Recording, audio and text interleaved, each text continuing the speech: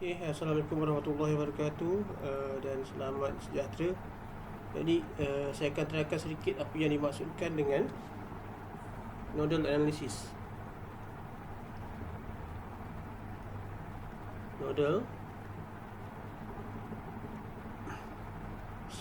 tajuk ni awak akan belajar nanti pada sikap teori, mungkin saya depan. Okay, jadi apa yang dimaksud dengan node? Node adalah satu rujukan, rujukan dia satu titik rujukan ke bumi, satu reference pada non-reference kepada reference. Apa yang dimaksudkan sebagai reference? Reference kat sini adalah nilai kosong, kosong kot, iaitu titik bumi. Kalau kita lihat kita punya datar yang ini, di manakah titik bumi?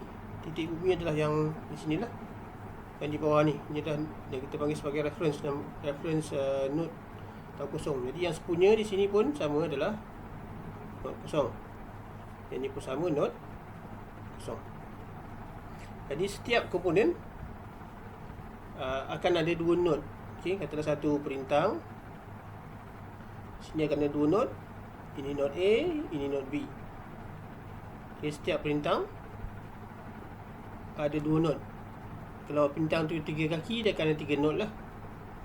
Jadi untuk contoh kita ada perintang, kita punya komponen hanya ada 2 kaki saja.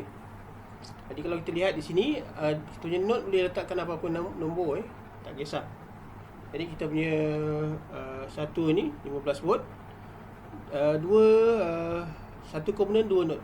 Jadi kita punya komponen yang pertama di sini, kalau kita lihat yang 15 volt ni satu node adalah node kosong, satu node lagi yang di atas ni lah 5 ohm. Kita ada node pertama dan node kedua. Jadi kita labelkan dulu untuk mudah. Daripada kita punya ni adalah node pertama, 12 volt, ada 2 node, 1 dan 0. 5 ohm ada berapa node?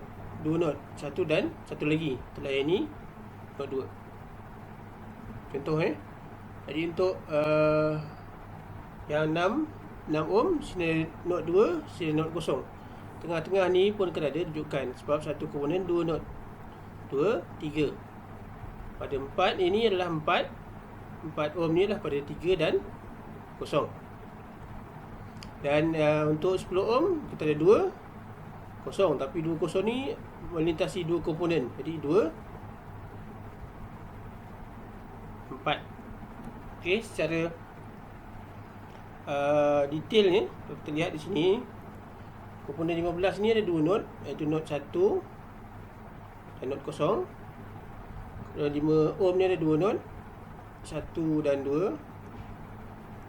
Komponen 6 ohm ada 2 node, 2 dan 3.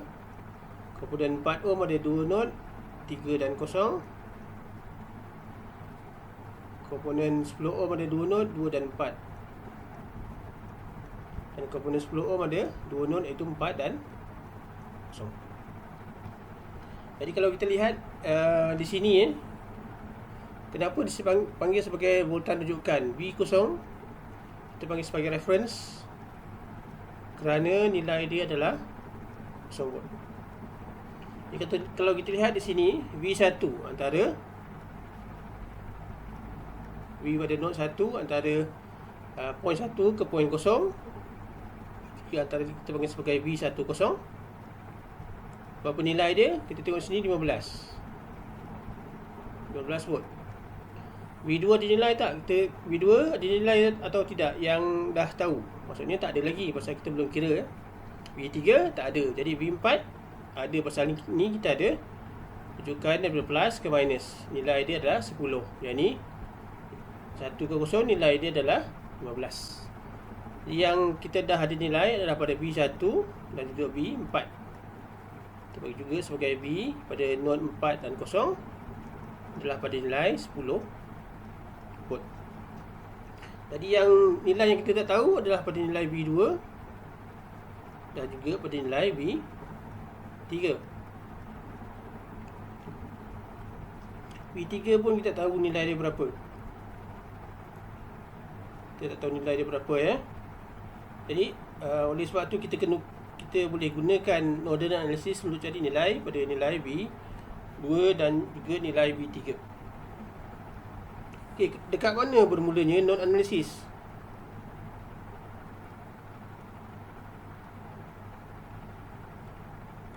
Node analysis bermula di rujukan utama daripada simpang, pada kita junction.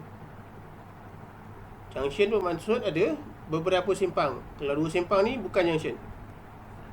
Kalau 3 simpang je ni junction. Kalau 4 simpang, ia juga adalah junction. 2 simpang bukan. Okey. 2 simpang tetap panggil sebagai satu junction. Jadi di manakah kita punya junction kat sini? Junction certificate mana? Adakah pada kosong? Kosong dah tahu nilai, tak payah cari. 1 dah tahu nilai, tak payah cari. 4 dah tahu nilai, tak payah cari. Kat mana kita punya junction? Junction kita adalah pada nilai 2 ni. Okey.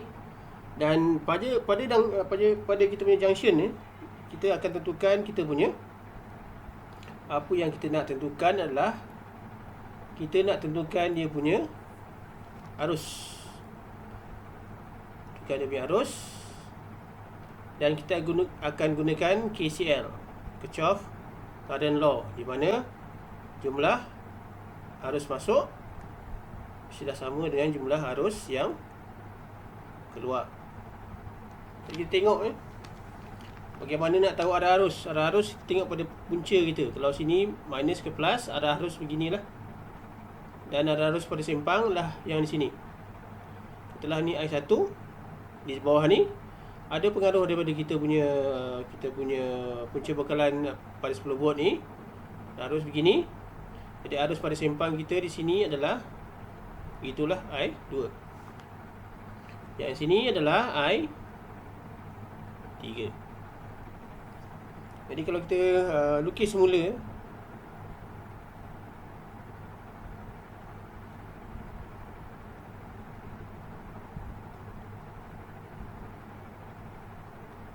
ini 5 ohm, 6 ohm, 10 ohm. Okey. Dan kalau kita tengok di sini kita ada kita punya node number 1, ini 2, ini 3, 4. Pada arus I1,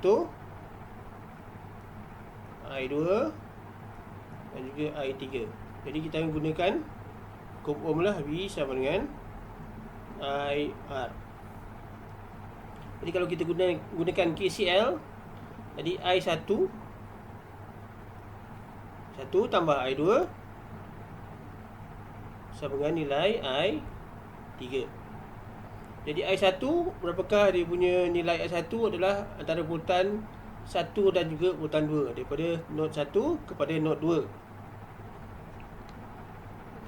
Jadi kita tulis sebagai V 1, 2 per dia punya nilai resistor di tangan adalah 5.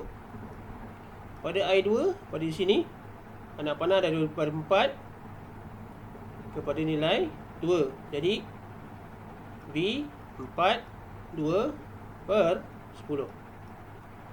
I3 adalah V 2, 3 per 6. Ni ikut arah anak panah ya, arus. Jadi apakah V12? VAB adalah sama dengan VA tolak VB. Jadi V12 adalah V1 tolak V2 per 5. V42 adalah V4 tolak V2 per 10.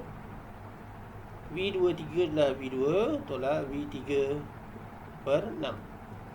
Jadi kita tak ada nilai V2 dengan V3 tak ada. Jadi untuk menyelesaikan dia kita perlu ada dua persamaan lah. Jadi daripada sini kita dapati bahawa nilai V1 kita dah tahu tadi V115 per 5 V2 tak tahu. V2 per 5 tambah V4 dia tahu tadi 10. Tolak V2 per 10 sama dengan V2 per 6 tolak V3 per 6. Jadi akhirnya kita akan dapat nilai 4 V2 1 per 6 sini, ambil daripada yang sebelah dia 1 per 5 dan juga 1 per 10 tolak dengan V3 1 per 6. Jadi persamaan yang kita dapat adalah 7 per 15 V2 tolak 1 per 6 V3 dapat nilai 4. Ini adalah persamaan pertama yang kita nak selesaikan nanti.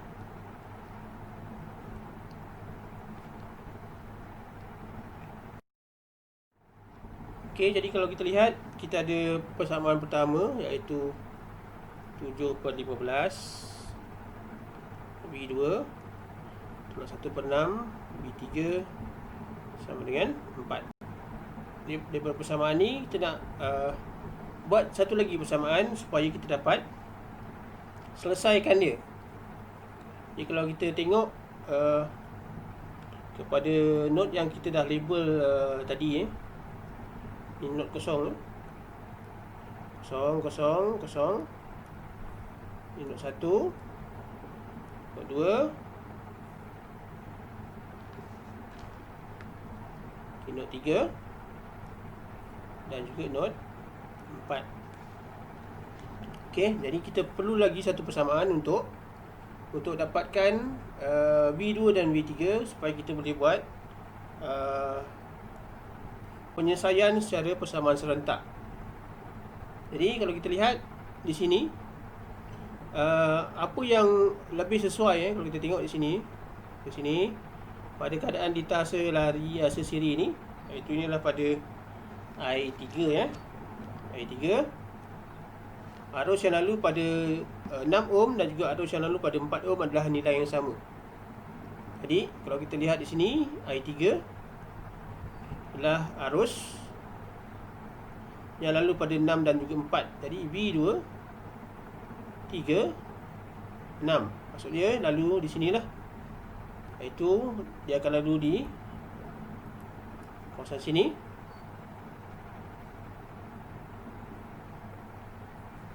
Okey, mestilah sama dengan kawasan dilalu daripada kawasan 4 ohm.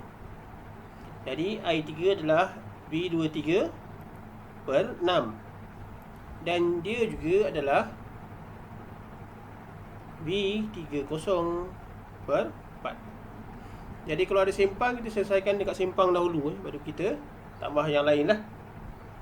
Jadi kalau kita kembangkan di sini V2 tolak V3 per 6 sama dengan V3 tolak V0 per 4. V0 berapa? V0 adalah 0 lah.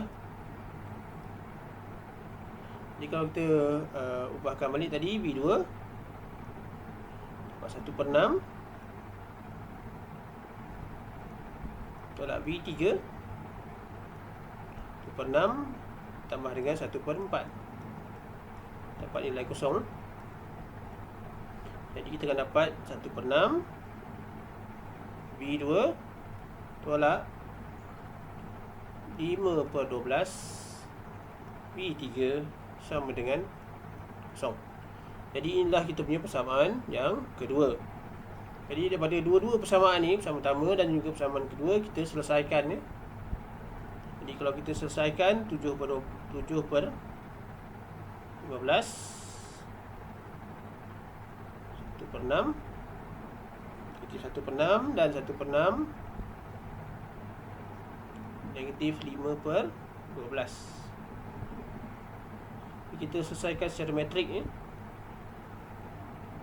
Ini untuk V2 V3. Maksud 7 per 15 V2 tolak 1 per 6 V3 sama dengan nilai 4 dan juga nilai 0. Dan kalau kita selesaikan, kita dapat nilai V2 adalah sama dengan 10. V3 adalah nilai 4. Okey. Jadi kita dah ada nilai V0 tadi, 0. V1 berapa? 15. V2 10. V3 nilai 4. V4 nilai dia 10. Jadi apa yang berlaku kalau kita letak satu voltmeter di sini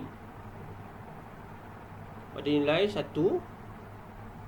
dan juga 2. Sini plus, sini minus.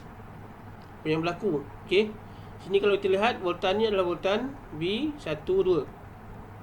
1 tu adalah plus, 2 tu adalah minus. Jadi V1 tolak V2. V1 kita adalah 15, V2 kita adalah 10. Jadi bacaan yang kita dapati di sini adalah pada nilai 5 volt. Sinilah. Okey, itu saja untuk saya punya penerangan yang membantu untuk lab 2 Jadi cuba selesaikan detail yang diberikan tu menggunakan node analysis.